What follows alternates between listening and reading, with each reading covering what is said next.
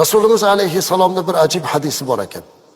Bugun ko'p darajada sadaqat ihson qilishlikka ega bo'lmayotganlar uchun ham yana bir Rasulimizning hadisini yetkazmoqchiman.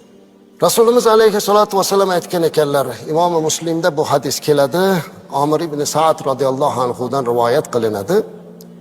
Innalloha yuhibbul abdal g'ani at-taqi al-khafi dedilar payg'ambarimiz alayhisalom.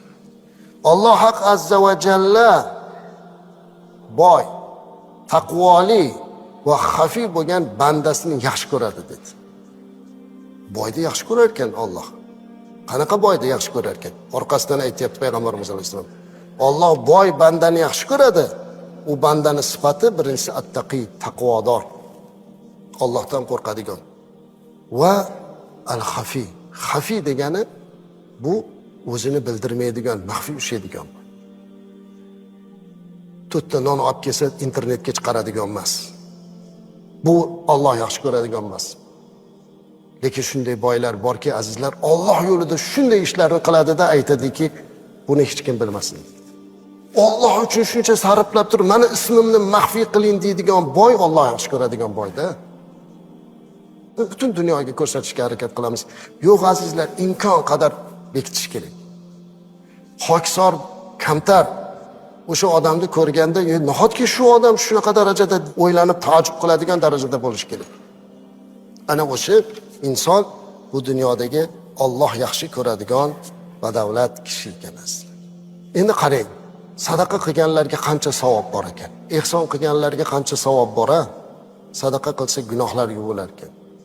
Bir odamga yaxshilik qilib qo'ysa, qiyomatdagi qiyinchiligini Alloh qutqarib qo'yar ekan. Bir masjid qurgan insonga aytaylik, Alloh azza va jalla jannatda qasr bino qilar ekan deyapmiz. Bir kambag'alni ko'yniga xursandchilik kirgizib qo'yishlik qancha xursandchilik savobini olishga sabab bo'lar ekan. Xo'p, juda ko'p narsalar. Payg'ambarimiz alayhisalom hayot mahalida ham bu gaplarni aytganlar-da. Sahobalar oldiga kelib savol bergan ekan, azizlar. Bu savol hozir ko'pchilikning ichida aylanayotgani aniq. Abu Zar radhiyallohu anhu dan rivoyat qilinadi. Payg'ambarimiz alayhisolatu vasallamning oldilariga sahobalar kelib, "Ya Rasululloh, boy sahobalar savob olishlikda bizdan o'tib ketar ekanda" dedi. Biz ham namoz o'qiymiz, roza tutamiz, nafil namoz o'qiymiz, qo'limizdan kelgan ibodatimizni qilamiz. Lekin boylar bundan tashqari sadoqatlar qilar ekan, ihsonlar qilar ekan, hojilarga borar ekan, shuncha ish. Demak, ular bizdan o'tib ketar ekanda dedilar. Hasad qilganidan emas azizlar. Hasaddan emas, savob ola olmayotganidan. Mana shunday qilishlik imkoniyati ularga yo'qligidan. Payg'ambarimiz alayhisalom ularga nima dedi azizlar? Ularga qarab aytdilarki, Alloh azza va jalla sizlarga ham sadaqa qilish imkoniyatini berib qo'ymadimi dedilar. Mana bu yerda o'tirgan hammamiz shuni o'ylashimiz kerak. Alloh taolo hammaga imkoniyatini berib qo'yibdi sadaqat qilishni. Qanaqa u deganlarda Rasulimiz alayhisalom aytdilarki, har bir tasbih, har bir takbir, har bir tahmid, har bir tahlil sadaqa dedilar. Tasbih subhanalloh, takbir Allohu akbar, tahmid alhamdulillah, tahlil la ilaha illalloh.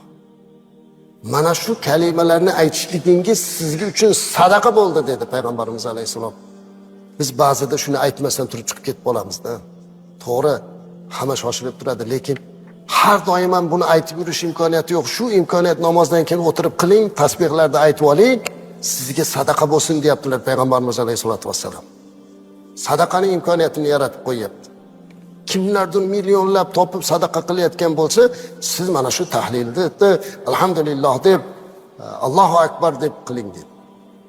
Va yana so'zlarini davom ettirib aytdilarki, amru ma'ruf sadaqa, nahy munkar ham sadaqa dedi. Odamlarni yaxshilikka chaqirib qo'yishlik, yomonlikdan qaytarishlik ham sadaqa dedilar. Alloh mehribonchiligini qarang, shuncha imkoniyat berdi. Demak, bugun biz tijorat, tadbirkorlik haqida gaplashar ekanmiz. Kim qo'lidan kelsa tijoratini qilsin, kim qo'lidan kelsa tadbirkorligini qilsin, ko'pchilikka manfaat yetkazsin azizlar. Bir-birimizga mehr oqibatli bo'lib, bir kambag'alni ko'rsak uni ko'nglini xushnab, uni duosini olishlikka harakat qilaylik. Va shuning bilan birga bunga imkoniyatimiz yo'q bo'lsa, o'shalarga hasad qilib yurgandan ko'ra takbir aytaylik, tasbihlarimizni aytaylik, ibodatimizni kuchaytiraylik va Allohdan hammamizni mana shu maqomga yetishligimizni so'rab duo qilishimiz kerak.